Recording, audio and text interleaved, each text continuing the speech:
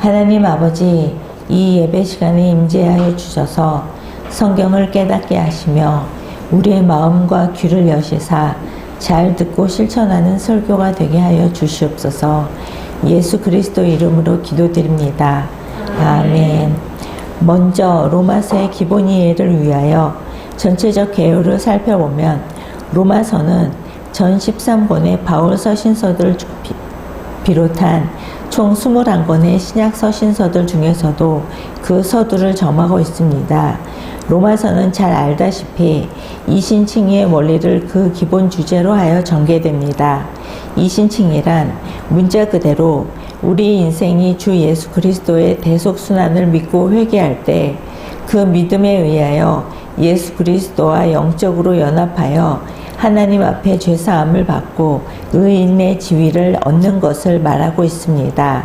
성도 각자가 그의 인격 전체가 온전히 의롭지 않음에도 불구하고 믿음으로 예수의 보혈의 공로를 힘입어 하나님께 의롭다고 인정되어 의인으로서의 영적 지위를 획득하는 것은 인생의 입장에서 보면 의인의 지위를 얻는 득이요, 하나님 입장에서 의인이라고 불러주시는 칭의입니다.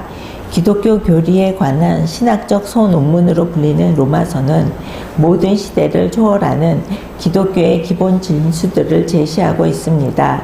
또한 서신서라는 특수성을 감안하여 특정 상황에 있는 특정 수신자들을 1차 대상으로 기록되었다는 것을 살펴보아야 합니다. 여기서 로마라 함은 로마 제국을 가리키는 것이 아니라 제국의 수도인 로마시를 가리킵니다. 즉 바울은 로마시에 세워진 로마 교회를 로마서의 1차 수신 대상으로 삼고 있는 것입니다. 로마 교회는 예루살렘을 방문하여 오순절의 성령 강림 사건을 목도했던 디아스포라 유대인들이 귀향하여 세운 교회입니다. 바울이 전도하여 세운 교회도 아니고 방문했던 교회도 아닙니다. 즉 특정 사도의 계획적 전도에 의해 세워진 교회가 아니라 자생적으로 세워진 교회입니다. 이 로마 교회는 바울이 로마서를 기록하여 보낼 당시까지도 사도들에게 직접적으로 복음의 진리에 대한 가르침을 받지 못한 상태였습니다. 그래서 로마 교회는 제국의 수도에 세워졌다는 위상에 걸맞지 않게 당시 많은 문제점을 안고 있었습니다. 바울은 이러한 로마 교회를 방문하고자 여러 번 시도했지만 번번이 무산되었습니다. 이에 바울은 속히 로마를 방문하기를 원하면서도 언제 그것이 실현될지 모르는 상황에서 일단 로마의 성도들로 하여금 복음의 진리의 바탕 위에 신앙생활을 할 수 있도록 하기 위해 로마서를 써보낸 것입니다. 다수의 이방인 출신 성도들과 소수이긴 하지만 로마 교회에서 강력한 영향력을 행사하는 유대인 출신의 신자들은 각각의 문제점을 안고 있었습니다. 유대인 출신 신자들의 문제점은 율법주의적 신앙관에서 벗어나지 못하고 있었고, 이방인 출신 신자들의 문제점은 그리스도인의 자유를 지나치게 강조함으로써 참 자유가 아닌 방종에 이르는 신앙생활을 하고 있었던 것입니다. 이에 바울은 로마서를 기록하여 율법주의적 신앙에 빠진 유대인들의 성도들에게는 성도가 구원받게 된 것은 율법의 행위가 아니라 오직 값없이 거저주시는 주님의 은혜와 죄인을 대신하여 죽으시고 또 부활하신 예수 그리스도의 믿음을 믿는 믿음으로 말미암은 것임을 역설하고, 이방인 출신 성도들에게는 행위가 구원의 본질에 영향을 미치는 것은 아니지만 구원받은 성도는 결코 죄 아래 거할 수 없음을 설파하여 성화에 이를 것을 교훈한 것입니다. 아울러 바울은 로마서에서 성도가 세상 정부에 대하여 어떠한 태도를 취해야 하며 또한 하나님의 나라의 시민으로서 이 땅에서 어떠한 삶을 살아야 할 것인지에 대한 교훈도 주고 있습니다. 즉 로마의 그리스도인 공동체가 하나님께 대하여 교회와 사회 그리고 국가에 대하여 마땅히 가져야 할 윤리적 의무 등을 설교하여 성도가 이 땅에 사는 동안 필연적으로 갖게 되는 각각의 삶의 현장 속에서 어떻게 살아야 하는지를 교훈하고 있는 것입니다. 오늘은 머릿말 부분인 인사 및 주제 요약편을 설교하겠습니다. 1장 1절에서 7절까지의 내용은 바울의 자기소개와 복음의 기본 사항 요약 등의 인사말이 나와 있습니다. 발신자인 바울 자신에 대한 소개와 하나님의 복음의 핵심 내용 제시와 바울 자신의 사도직과 사도로서의 소명을 피력하여 로마 교회 성도들에 대한 인사말이 나옵니다. 본론으로 들어가면 1장 1절의 말씀을 다 같이 읽겠습니다. 예수 그리스도의 종 바울은 사도로 부르심을 받아 하나님의 복음을 위하여 결정함을 이루었으니. 아멘. 여기에서 중요한 단어는 종, 사도, 택정함입니다. 종에 해당하는 단어는 둘로스인데 노예라는 의미입니다. 이는 주인의 명령에 따라 움직일 뿐 자신의 의사는 전혀 내세울 수 없는 신분입니다. 그러나 바울은 자신이 예수 그리스도의 종이라는 사실을 매우 영광스럽게 생각했으며 그러했기에 이 사실을 본서의 서두에서 밝히고 있는 것입니다. 바울은 자신을 예수 그리스도의 종이라고 소개한 데 이어 사도로 부르심을 받았다고 밝힘으로써 자신이 가지고 있던 복음에 대한 소명의식을 나타내었습니다. 사도 바울은 구원의 감격 외에 또 하나의 위대한 감격적 사실 하나를 고백합니다. 그것은 사도직에 대한 자신을 향한 하나님의 소명과 특정입니다. 과거의 그는 사도이기는커녕 비방자요, 박해자요, 폭행자에 지나지 않았습니다. 그러던 그를 누가 사도라 불러주었습니까? 누가 그를 사도로 구별하셨습니까? 바로 우리 하나님께서 친히 그를 구별하시고 사도로 불러주셨습니다. 우리는 여기에서 성도들이 지닌 고귀한 직분의 한 단면을 보아야 합니다. 우리는 직분을 받기 위해 나름대로 자격을 구비합니다. 교회에서도 나름대로 직분자로서의 조건을 제시합니다. 하지만 그것은 어디까지나 우리의 인간적인 생각일 뿐입니다. 그런 것을 갖추었다고 해서 정말 사도 요건을, 자격 요건을 준비한 것입니까? 아닙니다. 우리 하나님이 보실 때에 자격 있는 사람은 없습니다. 다 부족하고 다 온전하지 못합니다. 때문에 모든 사람은 약점을 지니고 있습니다. 그러고도 장로야, 그러고도 권사야 등의 비판도 다 이런 사실을 반증하는 것입니다. 하지만 여러분, 우리는 또한 알아야 합니다. 그렇게 인간적으로 보면 형편없는 그 직분자를 정작 장로로 혹은 권사와 집사로 불러주시는 분은 누구입니까? 교회의 목사님입니까? 성도들입니까? 아닙니다. 여러분, 그 전적인 권위는 오직 하나님께 있습니다. 하나님께서 불러주시니 장로로 혹은 권사로, 집사로 불리워지는 것입니다.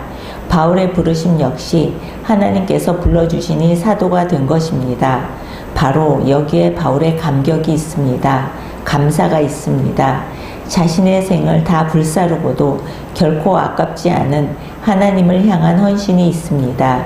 충성을 드리고 또 드려도 더 드리지 못한 죄스러움과 안타까움이 있습니다. 사도 바울이 다른 사도보다 더 많이 수고하고 또 그것도 모자라서 자기의 생명 바치는 일조차 아끼지 않았던 것도 바로 이와 같은 이유 때문입니다.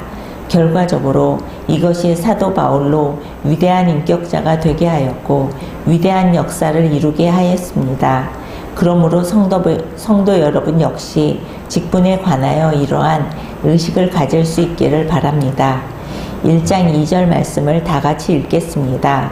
이 복음은 하나님이 선지자들을 통하여 그의 아들에 관하여 성경에 미리 약속하신 것이라. 아멘. 1절에서 사도 바울 자신이 하나님의 복음을 위하여 택정함을 입었음을 밝힌 바 있습니다. 이에 이어지는 2절에서 4절까지 바울은 하나님의 복음이 무엇인지 그 핵심 내용을 밝히고 있습니다. 이는 5절에서 7절까지 바울이 자신이 사도의 직분을 받은 것은 이방인에게 복음을 전하기 위함임을 지적하는 내용과 자연스럽게 연결이 됩니다. 즉 복음을 위해 택정함을 입었음을 밝힌 바울은 이어서 자신이 전하게 될 복음이 무엇인지를 밝힐 필요가 있었던 것입니다.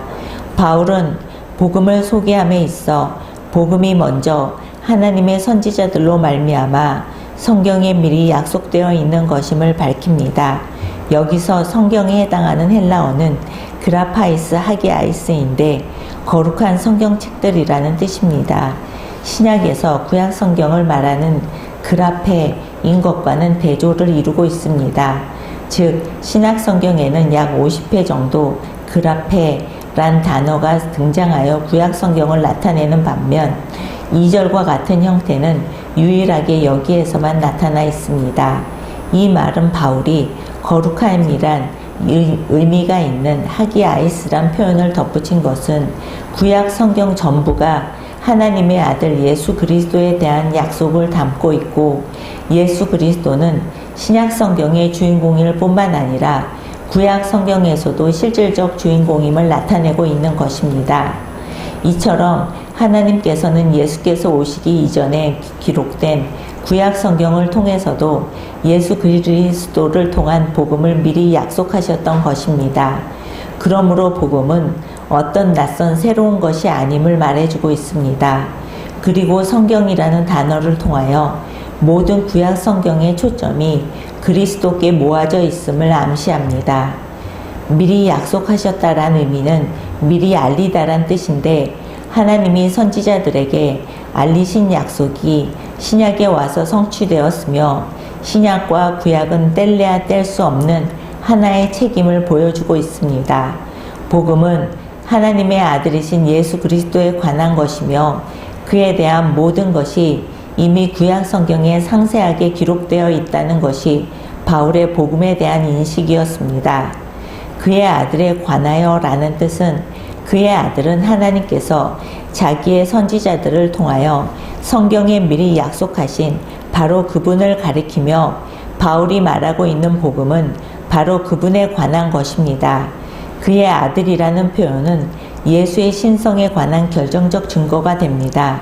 예수께서 하나님의 아들이라고 증거하는 것은 곧 그분을 하나님과 동등됨으로 삼는 것이기 때문입니다. 1장 3절 말씀을 다 같이 읽겠습니다. 그의 아들에 관하여 말하면 시몬은 다윗의 통에서 나셨고 아멘. 즉 그의 아들을 두고 하신 말씀입니다. 이 아들은 육신으로는 다윗의 후손으로 태어나셨으며 라는 뜻입니다. 예수 그리스도 즉 하나님의 아들은 다윗의 혈통으로 나심으로 완전한 인간이 되셨으며 이를 통해 인간을 대표할 자격을 부여받으신 것입니다. 예수를 낳은 마리아가 다윗의 후손인 요셉과 결혼하여 그 가문이 되었으므로 예수가 다윗의 혈통에서 났다고 하는 진술이 가능한 것입니다. 사도 바울이 예수의 출생을 말하면서 다윗의 혈통을 밝히는 것은 깊은 의미가 있습니다. 다윗 왕국은 유대인들이 생각하기로 가장 이상적인 신정국가였고 또 그 계보에서 다윗과 같은 메시아가 난다고 하는 것이 구약 성경 사마 7장 12절에서 16절까지의 예언이었으므로 예수가 다윗의 혈통에서 난 자라는 것은 그가 바로 구약 성경이 거듭 예언하였으며 유대인들이 그토록 대망하던 메시아라는 사실을 나타내는 것입니다. 1장 4절 말씀을 다 같이 읽겠습니다. 성결의 영으로는 죽은 자들 가운데서 부활하사 능력으로 하나님의 아들로 선포되셨으니 곧 우리 주 예수 그리스도시니라. 아멘. 이 구절을 다시 말하면 성령으로는 죽은 자들 가운데서 부활하심으로 하나님의 아들로 확정되신 분이십니다. 그는 곧 우리 주 예수 그리스도이십니다. 라는 뜻입니다. 앞선 3절은 복음의 주인공이신 예수 그리스도의 인성을 보여준 반면 4절은 신성을 보여줍니다. 성결의 영은 여기서는 거룩함의 영이라고 해석하는 것이 무난합니다. 역사 가운데 오신 예수께서는 육신과 영혼을 지니신 분인데 바로 영혼에 있어서는 그 누구와도 비교할 수 없는 거룩함을 지녔음을 보여주는 표현으로 이해할 수 있습니다. 이는 모든 피조물과 구분되며 죄로부터 완전히 떠나 계신 하나님의 절대 거룩함이 예수의 영에서도 발견되어진다는 것으로 이것이야말로 예수의 하나님 되심을 보여주는 결정적 증거라고 볼 수 있는 것입니다. 비록 인간의 몸을 입고 이 땅에 오셨으나 다른 인간과는 구별되게 예수만이 지니고 있는 성결한 영으로서의 신성을 가리키는 것입니다. 죽은 자들 가운데서 부활하사 능력으로 하나님의 아들로 선포되셨으니 라는 의미는 모든 사람이 인정할 수밖에 없는 예수의 신성에 대한 결정적인 증거는 바로 죽은 자 가운데서의 부활이었습니다. 예수의 부활은 신비 중의 신비이며 참으로 모든 인간이 굴복할 수밖에 없는 죽음의 세력조차 이기심으로 하나님 되심을 명백하게 입증하신 사건입니다. 그분은 십자가 위에서 죽으셨으나 무덤에 계시지 않고 이미 살아나셔서 우리 삶의 한가운데의 능력의 존재로 현존하여 계십니다. 한편 앞선 3절에서는 예수께서 육신으로는 다윗의 혈통에서 나셨음을 밝힘으로써 예수의 완전한 인간 되심을 보여준 반면 4절에서는 부활 사건을 통하여 예수께서는 아무도 모방할 수 없는 신성을 가지신 분임을 입증하여 사람들과 사이에 경계를 그으셨습니다. 1장 5절에서 7절까지 다 같이 읽겠습니다. 그로 말미암아 우리가 은혜의 사도의 직분을 만나 그의 은혜를 위하여 모든 이방인 중에서 믿어 순종하게 하나니 너희도 그들 중에서 예수의 그리스도의 것으로 부르심을 받은 자니라. 로마에서 하나님의 사랑하심을 받고 성도로 부르심을 받은 모든 자에게 하나님 우리 아버지와 주 예수 그리스도로부터 은혜와 평강이 있기를 원하노라. 아멘. 다시 말하면 우리는 그를 통하여 은혜를 입어 사도의 직분을 받았습니다. 그것은 우리가 그 이름을 전하며 모든 민족이 믿고 순종하게 하려는 것입니다. 여러분도 그들 가운데 들어있어서 예수 그리스도의 부르심을 받은 사람이 되었습니다. 나는 로마에 있는 모든 신도에게 이 편지를 씁니다. 하나님께서 여러분을 사랑하셔서 그의 거룩한 백성으로 부르셨습니다. 하나님 우리 아버지와 주 예수 그리스도께서 내려주시는 은혜와 평화가 여러분에게 있기를 빕니다. 라는 의미입니다. 앞선 2절에서 4절까지 바울은 복음의 핵심 내용을 제시하면서 예수 그리스도가 어떤 분이신지를 소개하였습니다. 이에 이어지는 본절에서 바울은 자신이 예수 그리스도를 통하여 받은 은혜와 사도 직분을 소개함과 동시에 이러한 것들이 이방인의 복음을 위하여 주어졌음을 밝히고 있습니다.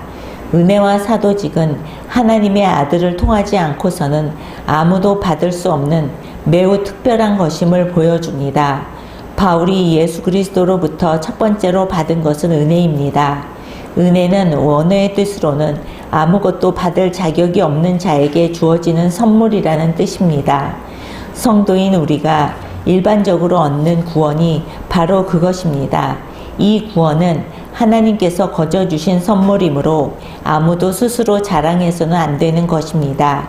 그리고 바울이 두 번째로 받은 것은 사도의 직분입니다. 사도의 직분은 공적으로 임무를 맡기거나 권위를 주어서 보내다 라는 뜻이 있습니다. 바울이 예수 그리스도로부터 받은 사명은 그 이름, 즉 그리스도의 이름을 위하여 이방인으로 하여금 믿어 순종케 하는 것입니다. 그는 특히 이방인의 사도로 부르심을 받았습니다. 바울은 자신이 예수 그리스도를 통하여 은혜와 사도직을 받았다는 사실과 더불어 이방인의 사도로서의 소명을 자각하고 있습니다.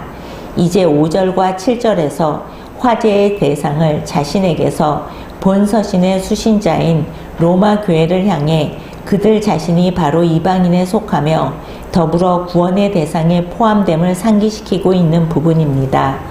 부르심을 입은 자니라 라는 뜻은 초대받은 자들입니다. 즉 하나님의 부르심에 믿음으로 응답하여 그리스도께 속한 자들을 가리키는 것입니다. 이 편지를 쓰던 당시는 아직 바울이 로마에 복음을 전하기 전이므로 본문에서 바울이 예수 그리스도의 것으로 부르심을 입었다고 표현하고 있는 이들은 앞에서 언급한 바와 같이 직접적으로 오순절 성령 강림 사건을 목격하고 로마로 돌아가 신앙생활을 하게 된 자들을 일컫는 것이 분명합니다. 전쟁 포로나 상업 등의 이유로 로마에 머물게 된 유대인들과 로마인들을 비롯한 이방인들 중에서 그리스도를 믿는 자들이 모여서 이미 자체적으로 교회를 이루어 신앙생활을 하고 있었던 것입니다. 7절에서 로마에서 하나님의 사랑하심을 받고 성도로 부르심을 받은 모든 자에게 라는 의미는 바울이 문안하는 사람들이 로마에서 신앙생활을 계속하고 있는 그리스도인들임을 알게 됩니다. 여기서 우리는 그들의 상태를 알 수 있습니다. 먼저 그들은 하나님의 사랑하심을 입은 자들이라는 점입니다. 마치 어린이, 특히 부모의 온갖 사랑을 독차지하는 독자에 대하여 사용되던 말입니다.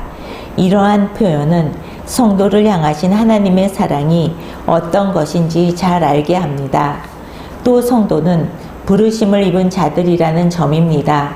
그 뜻은 거룩한 자들로 부르심을 받은 자들에게라는 의미입니다. 하나님께서 헌신된 사람들을 성도라 불리는데 이 헌신은 예수를 통해서만 가능합니다. 7절에서 바울이 지칭하는 로마 교회 성도들 역시 예수를 통하여 부름받아 헌신함으로써 매우 특별한 신분을 지니게 된 자들입니다. 따라서 우리 중에 누가 성도가 되고서도 여전히 육신의 정욕을 쫓고 세상과 벗이 되고자 한다면 이는 보통 심각한 문제가 아닐 수 없습니다.